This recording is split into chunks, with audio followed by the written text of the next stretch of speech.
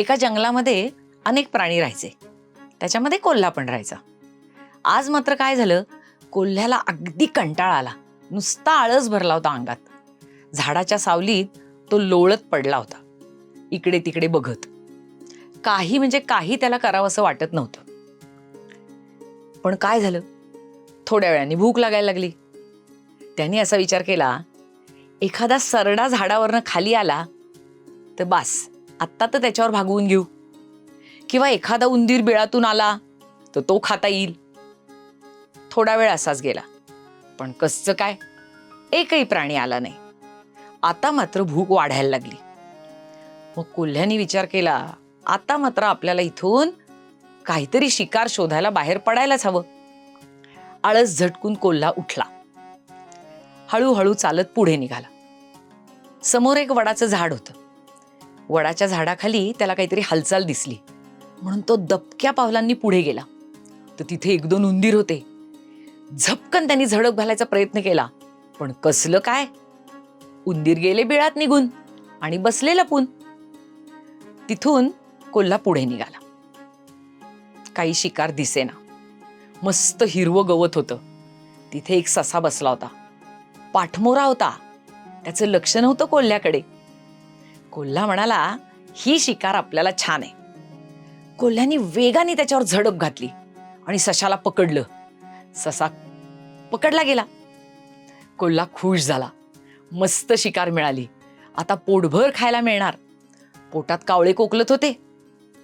मग काय, भराभर खायला सुरुवात केली. मऊ मऊ मस्त मांस असं छान वाटत होतं कोल्ह्याला. आणि काय केलं, आधाशासारखा मांडीचा अख्खा घास तोंडात घेतला. पण काय, एवढा मोठा घास तोंडात घेतल्यामुळे चावता येईना. कसं बसं तोंड हलवलं आणि गंमत अशी झाली की हाडूक त्या मांडीचं घशामध्ये आडवं अडकून बसलं. त्यांनी बरेच तोंड हलवलं, जीभ हलवली, हाडूक काही हलेना. खाकरून बघितलं, खोकून बघितलं, हाडूक काही बाहेर येईना. त्याच्या लक्षात आलं की आता हे हाडूक आत अडकलंय. मग त्यांनी काय केलं, आपला पंजा घेतला, तो घशापर्यंत घालायचा प्रयत्न केला. पण काहीच उपयोग झाला नाही. उलट त्या पंजाची नखं गालाला जिभेला लागली. अरे देवा, आणखीनच दुखायला लागलं. काय करावं, थोडासा घाबरला. पण आता हे हाडूक आतच अडकून बसलं तर आता कोणाची तरी मदत घ्यायला लागणार. म्हणून कोल्हा थोडा पुढे गेला. जवळून एक उंदीर जात होता. त्याला बघून कोल्हा म्हणाला, उंदरा उंदरा थांब ना जरा. उंदराने दचकून बघितलं, आज कोल्ह्याचा आवाज असा काय येतोय. कोल्हा म्हणाला, उंदरा, अरे माझ्या घशात हाडूक अडकलंय, दे ना जरा काढून. उंदीर म्हणाला, नाही हो कोल्हे दादा, मला कुठलं यायला, मी किती नाजूक, मला नाही जमणार बाबा. आणि उंदीर पळून गेला. आता कोल्हा पुढे निघाला. जरा घाबरलाच होता. तेवढ्यात एक समोरून साळींदर आलं.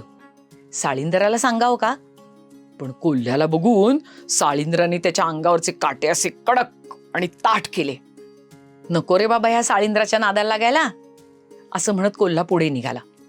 समोर झाडाखाली एक हत्ती उभा होता, सावलीमध्ये मस्त झुलत. हा, हत्तीची मदत घेऊया. त्याची सोंड किती लांब असते, ती जाईल आपल्या घशात, त्याला काढायला सांगूया. म्हणून कोल्हा गेला हत्तीजवळ. हत्ती दादा, माझ्या घशात हाडूक अडकले, जरा काढून द्या ना. हत्ती म्हणाला, अरे काय तू, माझी सोंड किती जाड, ती तुझ्या घशात तरी जाईल का. आणि दुसरी गोष्ट, त्याला काही पकडायला आहे का. मला नाही रे बाबा जमणार, तू दुसरं कोणाला तरी विचार. आता कोल्हा विचार करू लागला, कोण शोधावं. हा, पक्ष्यांना चोच असते, त्यांच्या चोचीने ते काढू शकतील. मग कोल्ह्यानी चिमणीला विचारलं, चिमणे जरा घशातला हाडूक काढून देतेस का ग. चिमणी म्हणाली, नाही रे, मी किती नाजूक, नको रे बाबा, मला कितीतरी कामं पडली आहेत, मी चालले. आणि चिमणी गेली निघून. कावळ्याला शोधूया. कावळ्याची चोच चांगली टणक आणि मस्त असते, ताकदवान असतो कावळा, त्याला विचारू आपण. म्हणून कोल्हा गेला कावळ्याकडे. कावळे दादा, माझ्या घशात हाडूक अडकले, जरा देता का काढून? कावळा म्हणाला, अरे माझी चोच एवढीशी, ती तुझ्या घशापर्यंत कशी पोचणार? एवढी लांब नाही माझी चोच, मी नाही काढून देऊ शकत रे. आता मात्र कोल्हा फारच घाबरला. काय करावं, हे हाडूक काही निघेल का नाही? चालत चालत कोल्हा तळ्यापाशी आला. तळ्यामध्ये एक मोठा करकोचा उभा होता. त्याची लांब चोच पाण्यामध्ये घालून मासे शोधत होता. कोल्ह्याच्या लक्षात आलं, हा करकोचा आपल्याला मदत करेल, कारण त्याची मान पण लांब आहे आणि चोच तर अशी भक्कम आणि अणकुचीदार, त्याला नक्की ओढता येईल. मग तो थोडासा अजून करकोच्याच्या जवळ गेला. करकोचा घाबरला, हा कोल्हा बहुतेक आपली शिकार करायला आला की काय.